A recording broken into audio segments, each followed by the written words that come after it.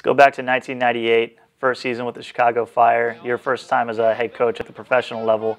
What do you remember from that season, aside from, obviously you won the double, but there have to be some resonating memories from that year?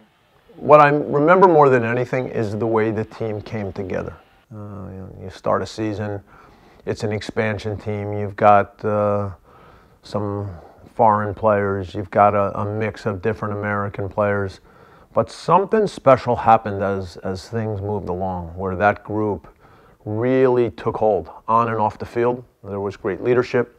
Certainly Peter Nowak as captain was the start of the leadership, but there was a lot more leadership than just Peter. Lubos Kubik was always in a quiet way, pushing things in a good direction.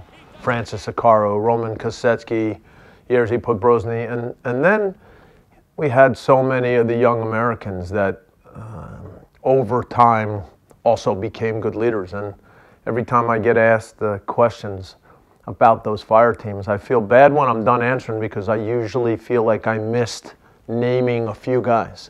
And in reality, I think for all of us who were part of that team and the subsequent teams of the next few years, we all look back on it in a way that it was a special part of our careers. That when you're inside a team that's got the right mix of personalities, of talent, of competitiveness, you feel fortunate, because it's not something that happens all the time. I still hear from almost all those guys, and it's nice that many of them are still involved in the game. So I think that's my overriding memory of everything that happened that first season. For somebody who's been on some major stages, won some titles, where does that double rank in your soccer history? It's special whenever you start out in a new organization and you have a chance to build something from scratch.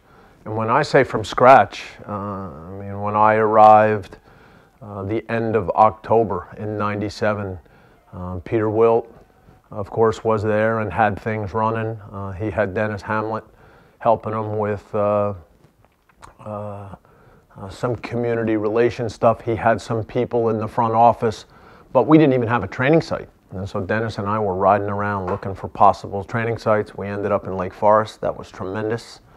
And then you think of the different ways that we put the team together. The expansion draft, the supplemental draft, the college draft, a couple players that weren't with teams that we were able to bring in. Somebody like Ante Razov joined us in the preseason after having been released from LA. And Ante became obviously a huge goal scorer for the Fire over the years. So I remember all the things of how that team came together, and for all of us, the feeling of winning a double in the first season, I think was pretty special.